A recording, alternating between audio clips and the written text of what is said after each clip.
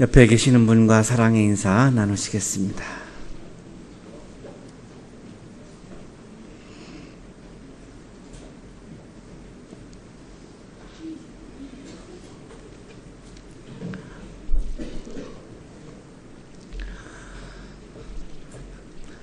렘브란트라는 화가가 황혼기에 접어들어서 탕자의 귀향이라고 하는 그런 그림을 그렸습니다.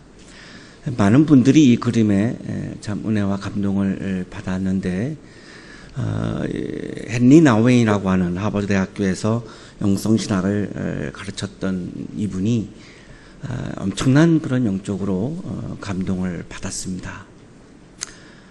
이 그림을 보고 나서 2년 후에 하버드 대학교를 떠나서 정신지체자 공동체인 라르슈로 가게 되는 데에 결정적인 영향을 미쳤던 그런 그림이기도 하고요.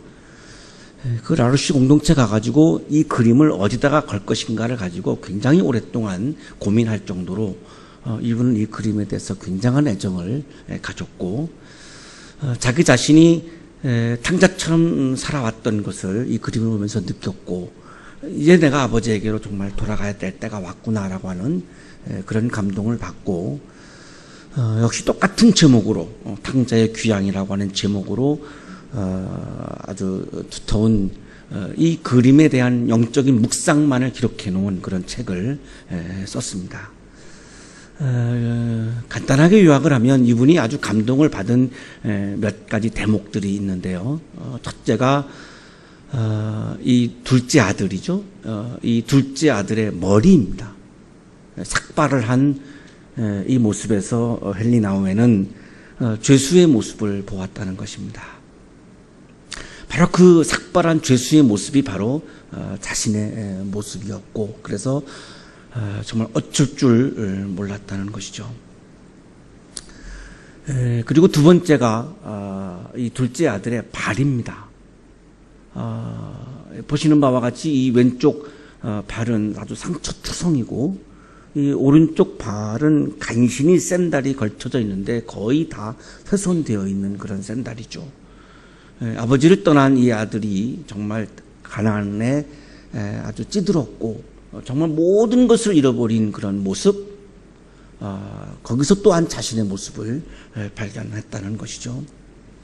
그리고 세 번째가 이 돌아온 둘째 아들의 모습입니다. 이 아버지 품에 안겨있는 이 얼굴이 아주 태아와 같은 것을 느꼈다는 거예요. 하나님의 자궁 속에 들어간 태아의 모습을 보면서 내가 지금 아버지의 자궁, 하나님의 자궁에 들어갈 때가 왔구나라고 하는 것을 느꼈다는 것입니다.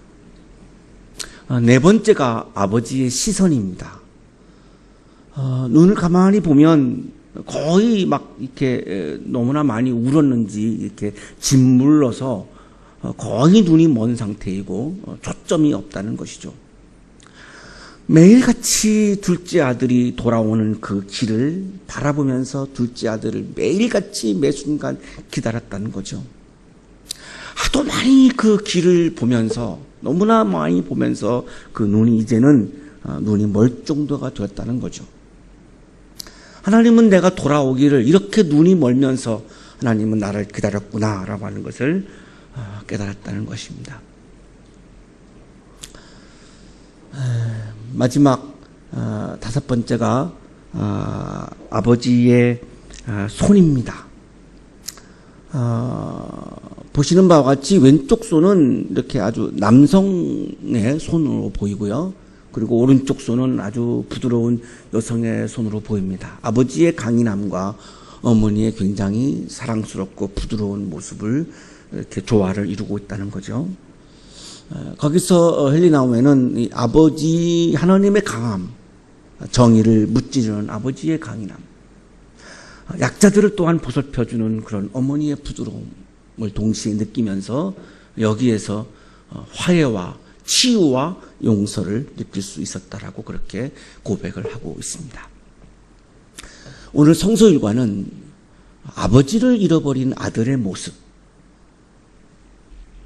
하나님을 잃어버린 하나님 없는 신앙인들의 모습을 오늘 성서일과는 우리들에게 보여주고 있습니다. 저는 한 주간 묵상하면서 이 렘브란트의 그림, 또 헨리 나우엔의 묵상, 이것들을 묵상하면서 떠오른 단어는 하나님 없는 신앙인이라고 하는 단어를 제 마음에 굉장히 깊이 다가왔습니다. 아브라함의 나이가 99이라고 지금 오늘 성서일과 1절이 그렇게 말씀하고 있죠. 99. 이 99, 바로 이전에 좀 상황을 우리가 정리할 필요가 있는데요. 아브라함이 75세 때에 하나님께서 아브라함에게 큰 민족을 약속하십니다. 창세기 12장 2절이죠. 후손이 번성할 거라고 75세에 약속을 해주셨습니다. 근데 아브라함이 신앙인이었지만 이 약속을, 이 계약을, 이 말씀을 믿지 못합니다. 내가 이미 지금 70이 넘었고 아내 사례도 결국은 지금 생리가 끊어졌고 도저히 이 말씀을 믿을 수가 없는 거죠. 그래서 자신의 방법을 동원합니다. 그 자신의 방법이 하갈이라고 하는 몸종을 씨바지로 이용을 해서 이스마엘이라고 하는 자식을 낳은 겁니다. 창세기 16장 16절이죠. 이때 나이가 86입니다. 하나님께서 약속하시고 나서 한 10년쯤 되었을 때 자신의 방법을 동원을 했던 거죠. 86세인데요. 이게 창세기 16장 16절이죠. 그리고 이 16장이 끝나고 오늘 성서일과 17장 1절이 시작됩니다. 86세부터 99세까지 아무런 말씀이 없습니다. 하나님은 아브라함이 신앙인이었지만 하나님의 말씀을 믿지 못하고 자기의 방법으로 살아가는 아브라함을 보면서 속상하셨습니다. 마음이 참 아프셨습니다. 그래서 13년이죠. 13년 동안 아무 말씀도 안 하셨습니다. 이걸 뭐라고 그러죠? 이렇게 냉모한 기라고 그러죠? 이렇게 부부 사이에도 이런 때가 오는데, 냉모죠? 그거 있죠? 갑자기 단어가 안 떠오르는데요. 하나님과 지금 아브라함 사이에 지금 그 기간인 것 같아요. 냉모라고요? 냉정기요? 네, 그런가요? 잘 모르겠어요. 세상에 13년 동안 하나님이 아브라함을 얼마나 사랑하셨는데요. 원역사가 끝나고 세계 모든 민족의 복의 근원이 되는 모든 민족의 아버지로 하나님이 세우신 사람이 아브라함이에요. 얼마나 예뻐하셨는데요. 그런데 13년 동안 말씀을 못 하셨어요. 그렇게 이뻐하고 사랑한 하나님이 아브라함이 하나님의 말씀을 믿지 못할 때 정말 마음이 얼마나 아파요. 그러니까 말을 못 하겠는 거죠. 13년 동안 말씀을 못 한 거예요. 둘째 아들이 아버지를 버리고 떠나버린 그 탕자. 그래서 막 눈이 멀 정도로 아들을 기다리고 있는 그 탕자의 아버지의 마음과 너무나 비슷한 것 같아요. 너무나 마음이 아프신 거죠. 자, 이제 13년이 흘러서 99세가 되었습니다. 자, 하나님은 아브라함이 하나님의 말씀을 믿지 못했다 할지라도 하나님의 계획을, 하나님의 약속을 실행하지 않을 수가 없어요. 아무리 그래도 하나님의 약속은 실행을 하셔야 되거든요. 하나님의 입장에서는. 그래서 지금 99세 때에 하나님이 아브라함을 찾아오신 거예요. 13년 만에 찾아오신 거예요. 그러면 13년 동안의 아브라함을 우리는 어떻게 설명할 수 있겠습니까? 분명히 예배를 드렸고 제단을 쌓았을 거 아니에요. 신앙인이거든요. 그런데 하나님과 대화가 중단되었죠?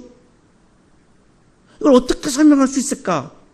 떠오른 단어가 하나님 없는 신앙인이라고 하는 단어였어요. 예배를 드리니까 제단을 쌓으니까 신앙인이죠? 그런데 하나님과 대화는 중단되어 있어요. 하나님이 없는 신앙인인 거죠. 13년 만에 하나님 없이 이스마엘만 붙잡고 자기의 방법으로 완성시킨 이스마엘을 붙잡고 그것을 기쁨으로 삼고, 그러나 진정한 기쁨과 평안을 잃어버리고 살고 있는 이 아브라함에게 나타나셔서 하나님이 강조하시는 첫 번째 말씀이 전능한 하나님이에요. 히브리어 성경에는 엘샤다이라고 되어 있는데요, 70인역 헬라어 성경을 번역을 했고 그 70인역을 번역한 영어 성경이 God Almighty예요. 사실 엘샤다이를 성서학자들이 지금 풀지를 못해요. 이게 어떤 원래의 뜻인지는 풀지를 못하고 70인역을 번역한 것이 God Almighty. 그래서 이제 우리말 성경에서는 전능한 하나님 이렇게 번역을 했습니다. 이 엘샤다이라고 하는 하나님의 이름은 후손을 번성할 때에 늘 등장하는 하나님의 이름이에요. 창세기 28장 3절에 전능하신 하나님이 너에게 복을 주셔서 너로 생육하고 번성하게 하시고 마침내 내가 여러 민족을 낳게 하실 것이다. 창세기 35장 11절 하나님이 그에게 말씀하셨다. 나는 전능한 하나님이다. 너는 생육하고 번성할 것이다. 야곱에게 주셨던 그런 생육과 번성의 축복의 말씀인데, 이때마다 늘 엘샤다이, 전능한 하나님이 등장합니다. 하나님은 전능한 하나님을 왜 강조하실까요? 너는 나를 믿지 못했지만 나는 모든 것을 할 수 있는 하나님이다. 100세의 아들을 낳을 수 없다고 너는 생각하지만, 그래서 내 말 안 믿지만 나는 할 수 있어. 나는 전능한 하나님이거든. 13년 동안 대화를 중단하셨던 하나님이 하나님의 말씀을 믿지 못하고 있는 그 아브라함에게 막 이 말씀을 믿게 하시려고 강조하시는 거죠.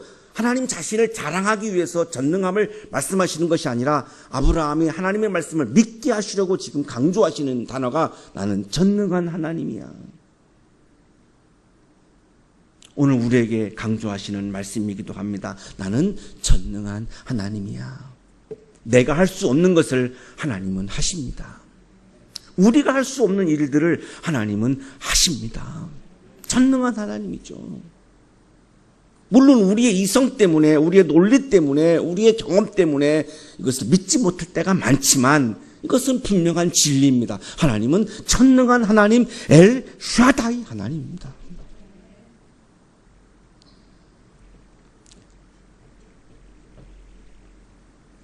자, 그러시고 나서 두 가지를 명령하셨습니다. 첫째가 나에게 순종해라. 히브리어로는 할라크인데요, 창세기 5장 24절에 이 할라크라고 하는 단어가 나와요.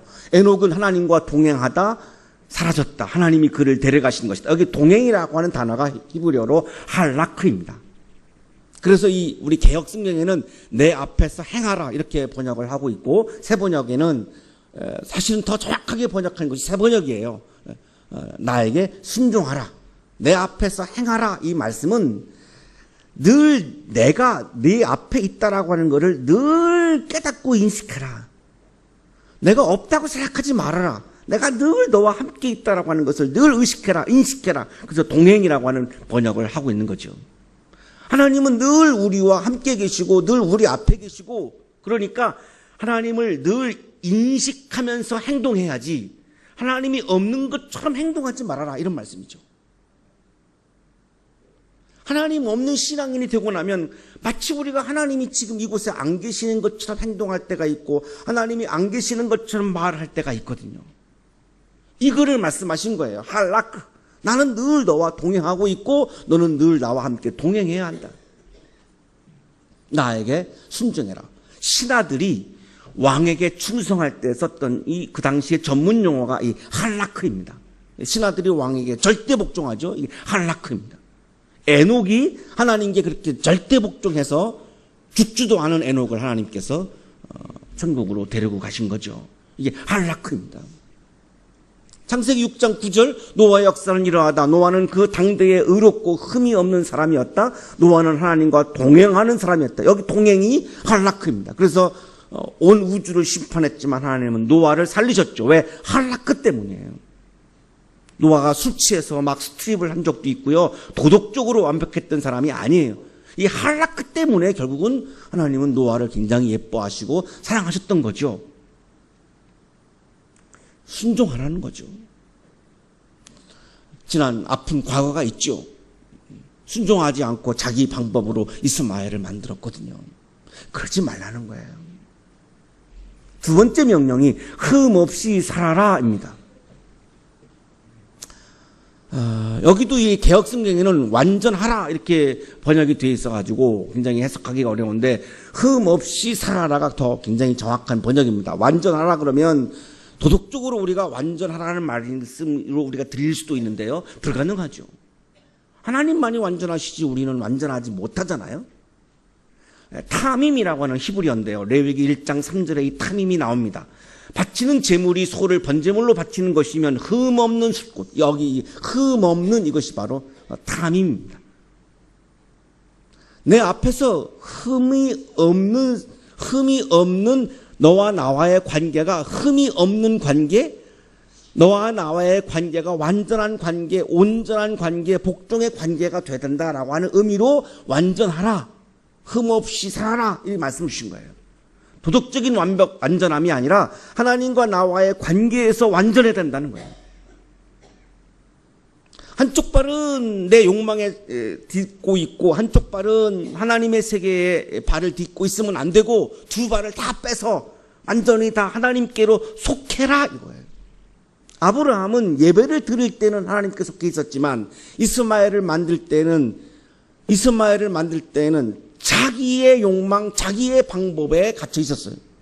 자, 그러지 말고 이제는 내가 완전히 두 발을 다 빼서 완전히 나에게 속하라 이런 의미로 하신 말씀이 흠 없이 살아라.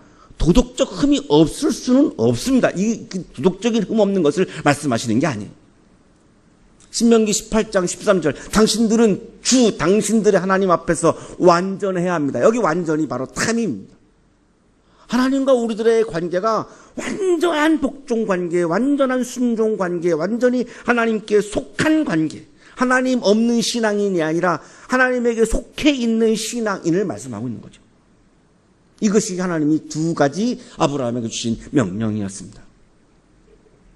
그때 아브라함의 반응은 얼굴을 땅에 대고 엎드립니다.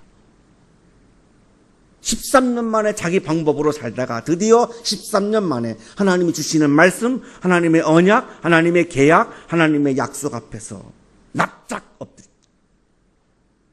말씀에 순종하는 거죠. 그동안 내 방법으로 살았습니다. 회개합니다. 자, 이제 제가 완전히 하나님께 속하겠습니다. 온전히, 타민, 온전히 이런 뜻이거든요. 타민, 온전히, 전적으로, 타민, 전적으로 온전히 나는 이제 하나님의 자녀가 되겠습니다.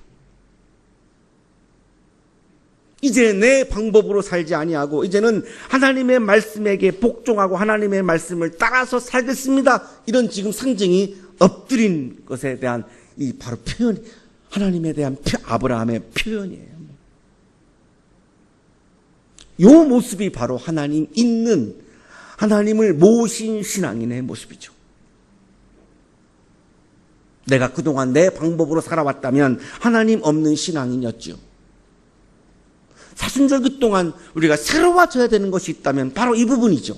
이제는 하나님 있는 신앙인으로서 하나님의 말씀 앞에 절대 복종하고 하나님께 완전히 탐임, 완전히 속할 수 있는 할라크, 그래서 하나님과 늘 동행할 수 있는, 내 옆에 늘 내 앞에 하나님이 계심을 인식하면서 내가 말하고 행동할 수 있는 이제 온전한 신앙인으로 내가 거듭나는 것이 바로 2015년 부활절 아침에 우리 모두에게 일어나야 되는 영적인 사건인 거죠. 그래야 우리 부활절 아침이 축제가 되지. 전혀 내 영적인 상태가 변함이 없다면 부활절은 우리에게 아무런 의미가 있을 수가 없을 거예요.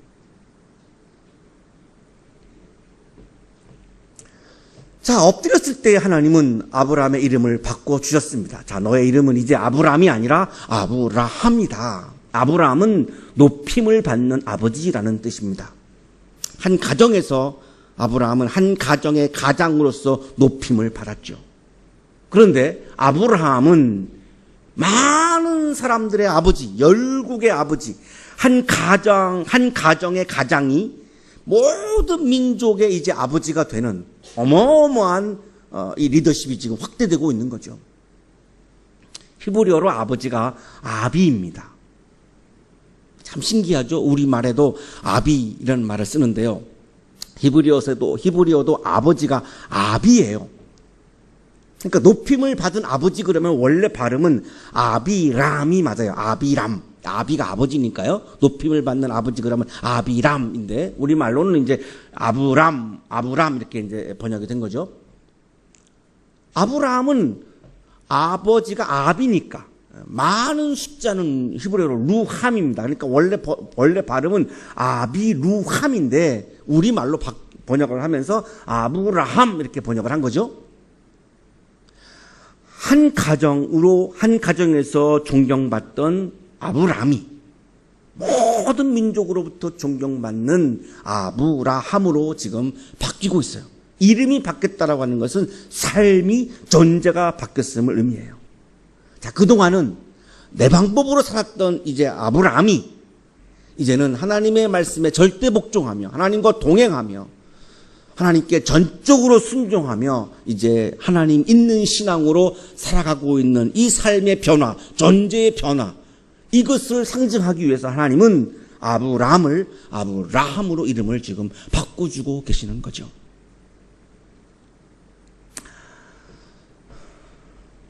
사순절기를 보내고 있고 우리가 부활절기를 기다리고 있습니다.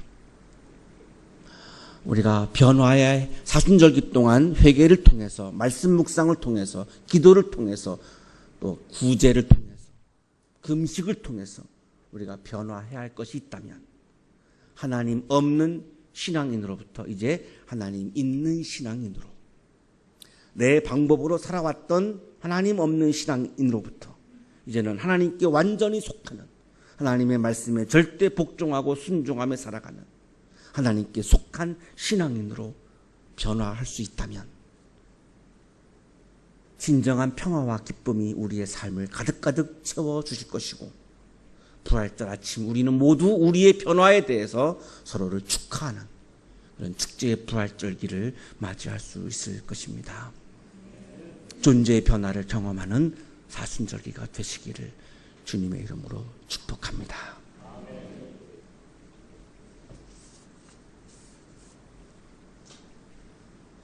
하나님, 우리가 하나님의 전능하심을 이해하지 못해도 인정하지 않아도 믿지 않아도 하나님의 전능함은 훼손되지 않음을 고백합니다. 하나님은 하나님을 잃어버린 우리를 찾아와 주십니다. 하나님과 동행하는 새로운 출발을 기대하시며 하나님과 속한 인생을 기대하시며 우리 한 사람 한 사람을 이 시간 찾아오고 계십니다. 우리 마음 깊은 곳에서 하나님을 받아들이고 전적으로 하나님께 속해서 하나님과 동행하는 그리스도인의 삶을 살아갈 수 있도록 하나님 우리의 믿음을 더해 주옵소서. 예수 그리스도의 이름으로 기도하옵나이다. 아멘.